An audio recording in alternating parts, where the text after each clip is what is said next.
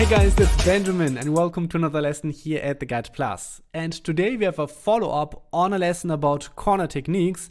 In this original one, I presented two techniques which I use quite frequently to score from corners, and I still do. I still use them and they still work. But here we have another one, a third one, which you can use to score directly from corners. Sounds like a lot of fun. It is fun, but I would also recommend to watch the first lesson first, because the technique here in this lesson is going to build up on one of those two techniques explained in the first lesson. So the whole procedure is explained more in detail in the first lesson, and if you don't really understand it, I'm going to explain it here as well. But if you're not sure if you really understood it, make sure to watch the first lesson, because there I'm also going to explain the tactics and all the whole setup more in detail. So make sure to watch that. Now we're coming to this technique here, how you can score directly. And what is important, the first thing is two things. This is an in-swung technique. And if you watch the first lesson, you know what I'm talking about. In-swung means that the corner and how your player is going to bring it in is going towards the goal. So the curve of your player is going to be towards the goal. And in that case, on the left side, you need a right-footed player. And on the right side, you need a left-footed player. So this is the only thing that's going to work, because since we want to bring in the ball towards the goal and want to potentially score directly from it, we have to curve it towards the goal. So we need it in swung. And since we are not going to touch the right stick and not going to change how the curve of the ball is, we need a right-footed player on the left side and vice versa on the other side.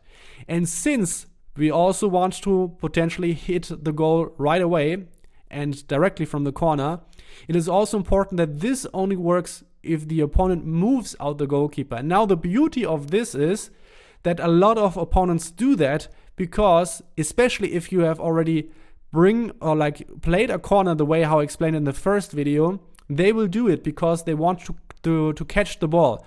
They bring out the goalkeeper to prevent the corner of ending up here. So the goal the goal is empty. And this is what this is also is building up on. So in case you have an opponent who just brings up the goalkeeper, this is the technique that you want to use. So now coming back to the whole setup, here I'm going to switch to another taker, to Rodrigo. Even though he has lower accuracy and curve and also power, I still make the switch because Rodrigo has the dead ball playstyle. And as you can see, the trajectory line is, or like the preview line is longer or further. I would also say that it's not only about the aiming, but also the corner itself will have more curve and more powerful. And that's why I like it more to have a player with a dead ball or dead ball plus play style. This helps quite a lot. So also right-footed player on the left side, so it's in swung. And now we have to aim very precisely. So in terms of aiming, you have to look for this 6-yard line here. And now it's about to just memorize where to set it up. I would say potentially like a fifth of this line towards this edge is where you want to aim. Like I'm going to remove this yellow line. You just have to memorize where at some point you will get a feeling for it. Where precise do you have to aim? But it has to be exactly like here. The margin is very small, I would say, but you will develop a feeling for it. But this is quite crucial. So this is where you want to aim. Now we come back to the whole procedure. Since we want to give the illusion to the opponent that we want to bring in the ball around here at the 6-yard box, as we potentially did before, because when we just went with the original tactic, we want to give the illusion that we're going to do that, so he keeps his goalkeeper out. So we switch to a player in the center as before by pressing L1 LB. Now we have one player selected, and now we have the case if we're going to power up, and at some point I'm going to do it, and I think I'm going to precisely aim here. We want to power up, and what is also very important about this one is the power. You want to go for roughly or exactly 3 bars. You're not going to hit it all the time. I think I did it perfectly here. And 3 bars is what I'd say is the best one. It can change a little bit if you have a player with less power. Then you might have to do, or have to go beyond 3 bars. I noticed that when I was using silver players, I have to power up more because they don't have as much power. But I would say like with the normal players that you're going to use, it's 3 bars. I'm going to explain later why this is quite important. So now after powering up, I was slightly above 3 bars here. We're going to switch to our player as before, who's the best in the air. In that case, for me, it's Van Dijk. So now we're going to, and we want, as I said, we want to give the illusion to the opponent that we are going to bring the corner here. So what we want to do is we want to move our player like here. So he still thinks, oh, he's going to bring it near post, so I move my goalkeeper in this area. Sometimes he's going to follow your player, depending on how your opponent, how observant he is and how panicky he is. So this is the theory. But since we aimed not towards this box here, but directly towards the goal, this is just distraction. So with this setup, we move around, and then what you can also do is you use your player to get closer to the goal line. But here in this case, as you can see, I'm not going to touch it anyways, and it's just perfectly towards the goal, inside the goal. He tried to intercept it, but it didn't work out for him.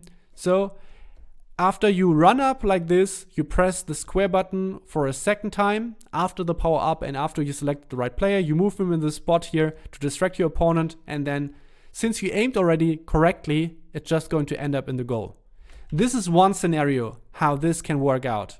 Scoring directly from the corner. And now you'll say, oh, this was just luck. No, it isn't. I have plenty of examples how it worked. And now the beauty of this is, as you can see, I was originally aiming for my tactic towards the penalty box here, but since I saw the opponent pulls out the goalkeeper, I noticed, okay, I can score directly. As you can see, like the aiming has to be very precise. Maybe I could have aimed a little bit more to the left here, but it's very fine margins. Powering up, I think I hit the 3 bars quite good here. Very close to 3 bars, like exactly 3 bars. As I said, very important.